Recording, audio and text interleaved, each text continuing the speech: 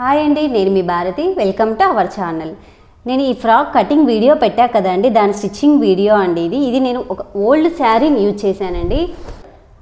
మనం కట్టేదానికన్నా పక్కన పెట్టే శారీసే ఎక్కువ ఉంటాయి. అలాంటప్పుడు మనం దానిని రీయూజ్ చేసుకోవచ్చు అండి. ఇక్కడ చూడండి, దీన్ని మనం ఈ విధంగా బెల్ట్ ఒకసారి యూజ్ చేసుకోవచ్చు, ఇలా చున్నీ ఒకసారి యూజ్ చేయొచ్చు. దీని మీదకి నేను కోట్ కూడా కుట్టానండి. ఇది మీకు ఫోటోకి ఈ విధంగా వీడియోకి ఎక్కువ లైటింగ్ లాగా కనిపిస్తుందండి.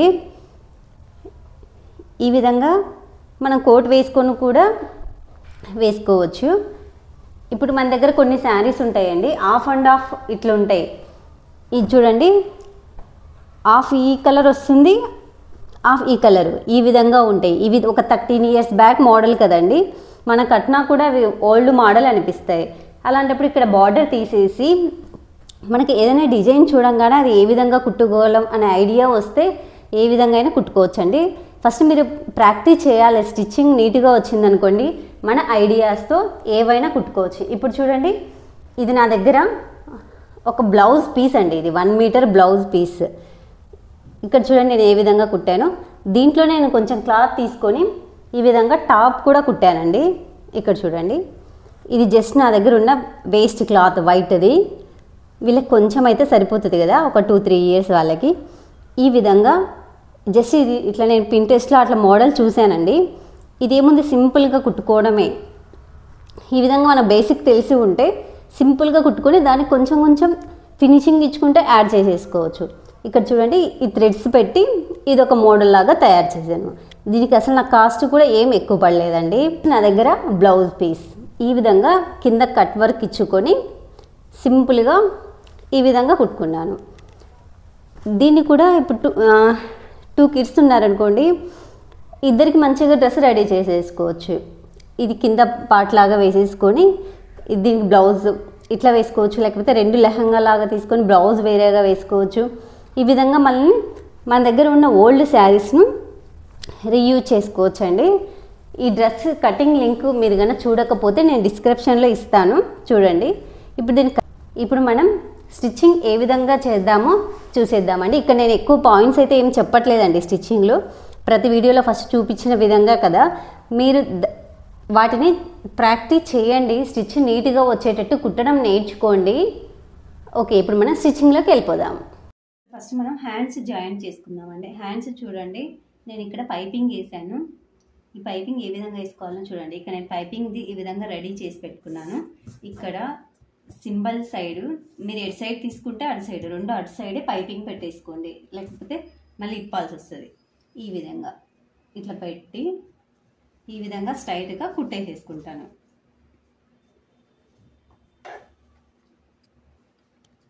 ఈ విధంగా పైపింగ్ అటాచ్ చేసుకున్న తర్వాత ఇట్లా రివర్స్ పెట్టేసి మెయిన్ ఫ్యాబ్రిక్ మీద పెట్టి ఈ విధంగా స్ట్రైట్గా ఈ విధంగా కుట్టుకున్న తర్వాత ఖర్చులు పెట్టేసుకుని బ్యాక్ సైడ్కు టర్న్ చేసేసుకోండి.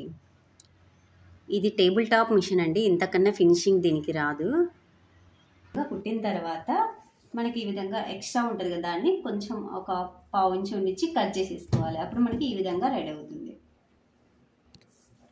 ఇట్లా ఎడ్జెస్ మొత్తం కుట్టుకున్న తర్వాత ఈ ఎక్స్ట్రా మొత్తం ఇట్లా దీనిలా కట్ చేసి దీన్ని స్ట్రైట్గా దీని వరకు ఉంచి కట్ చేసేసుకోండి.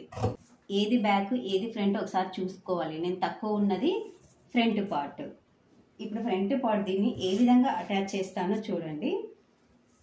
ఇక్కడ మనం సెంటర్ మార్కింగ్ ఉంటుంది కదా, దీని మీద ఇట్లా స్ట్రైట్గా కుట్ట అయినా వేసుకుంటారా అండి, లేకపోతే ఇటు సైడ్ ఇట్లా మధ్యలోకి ఇట్లా సెంటర్ ఫోల్డ్ చేసి ఇక్కడ మనకు మిడిల్ పాయింట్ కరెక్ట్గా ఉండాలండి, లేకపోతే నెక్ ఒక సైడ్కి వచ్చేస్తుంది.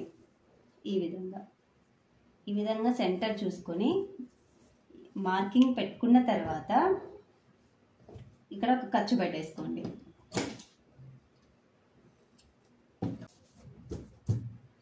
ఇది మనం రెడీ చేసుకున్నాం కదా, ఇది ఫ్రంటా బ్యాకా ఒకసారి చెక్ చేసుకోవాలి. లేకపోతే మీరు ఫ్రంట్ నెక్ తెచ్చి ఫ్రంట్ పార్ట్ మీద పెట్టినారనుకోండి, నెక్ పెద్దగా అయిపోతుంది. ఇక్కడ ఆల్రెడీ మనం క్రాస్ తీసేసి ఉంటాము, ఈ క్రాస్ తీయడం వల్ల తేడా వస్తుంది. ఈ విధంగా పెట్టి ఈ సెంటర్ను ఈ సెంటర్ మధ్యలో ఈ విధంగా చూసుకొని ఇక్కడ కూడా సెంటర్ ఉంటుంది మనకి, అది ఇది ఇట్లా పెట్టి మార్క్ వేసేసుకోండి ఇట్లా సెంటర్, లేకపోతే మీరు కట్ చేసేటప్పుడైనా మార్క్ పెట్టేసుకోండి. ఇది ఈ సెంటర్ ఇక్కడ సెంటర్ కరెక్ట్గా ఉందా లేదా ఒకసారి చెక్ చేసుకుని ఈ విధంగా ఇక్కడ చూడండి ఈ విధంగా పిన్స్ పెట్టుకున్న తర్వాత ఇక్కడ క్యాన్వాస్ పేపర్ ఉంది కదా, దీనికి ఈ క్యాన్వాస్ పక్కన మీదకి రాని ఎద్దు కుట్టు, జస్ట్ దీని పక్కనే కుట్టుకుంటూ రావాలి. ఇక్కడ నేను చూపిస్తాను చూడండి, ఇది చూడండి ఈ క్యాన్వాస్ పేపరు ఈ లైనింగ్ క్లాత్ ఉంది కదా, దీని పక్కనే ఇట్లా కుట్టేసుకుంటూ రావాలి స్ట్రైట్గా. ఇక్కడ నుంచి ఇట్లా సేమ్ ఇది ఎట్లుందో అట్లే మనకు స్టిచ్చెస్ వస్తాయి. ఇక్కడ కంపల్సరీ పిన్స్ అయినా పెట్టుకోండి. మీకు ఈ పిన్స్ పెట్టుకొని కూడా ఇంకా జరుగుతుంది అంటే ఇది ఇట్లా పెట్టి ఇక్కడికి సెంటర్గా కుట్టేసేసుకోండి, ఇంకెక్కడికి జరగదు. దాని తర్వాత ఇట్లా కుట్టేసుకుంటూ రావచ్చు. సేమ్ బ్యాక్ పార్ట్ కూడా ఈ విధంగా కుట్టుకొని ఇక్కడ ఒక 1/2 ఇంచ్ గ్యాప్తో మొత్తం కట్ చేసేసుకోవాలి. కట్ చేసిన తర్వాత ఇక్కడ ఖర్చులు పెట్టేసుకోవాలి. ఈ విధంగా ఖర్చులు పెట్టుకున్నాక దీన్ని బ్యాక్ సైడ్ టర్న్ చేసేసుకోవాలి. ఈ విధంగా తీసుకోవాలి. ఈ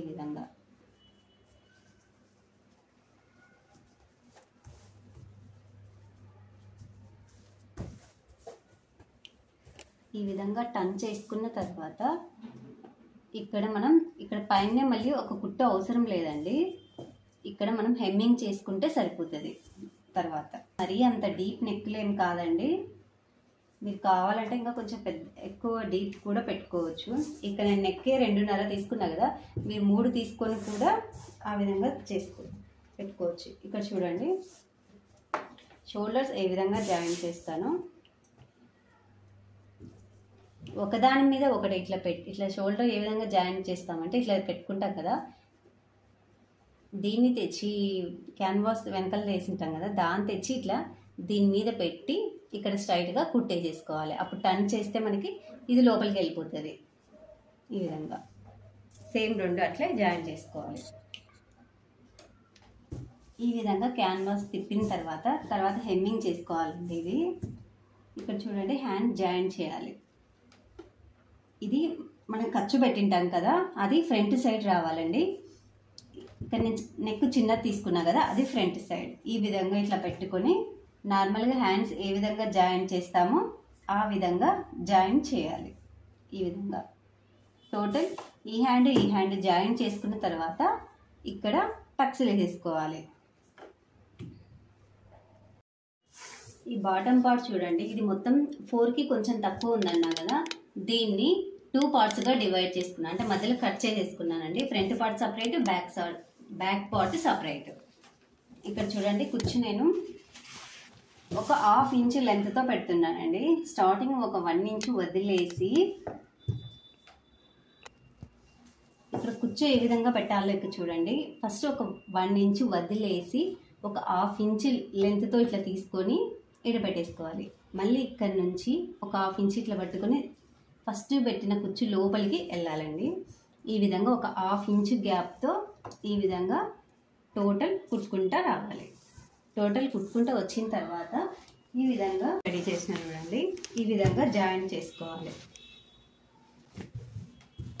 ఈ విధంగా ఇది ఎక్స్ట్రా కుట్టి నేను ఇప్పేస్తానండి. తర్వాత ఇక్కడ చూడండి ఈ విధంగా 2 ఇక్కడ మనం బాటమ్ పార్ట్ 2 జాయిన్ చేస్తాం కదా, అక్కడ మీరు ఈక్వల్గా కుట్టుకోవాలండి. లేకపోతే ఈ పక్క కనిపిస్తుంది, మనం ఎట్లా అంటే అట్లా కుట్టినామనుకోండి, ఇక్కడ ఇది సమంగా రాకుండా లైన్ కిందికి ఇట్లా పైకి అట్లా వస్తుందండి.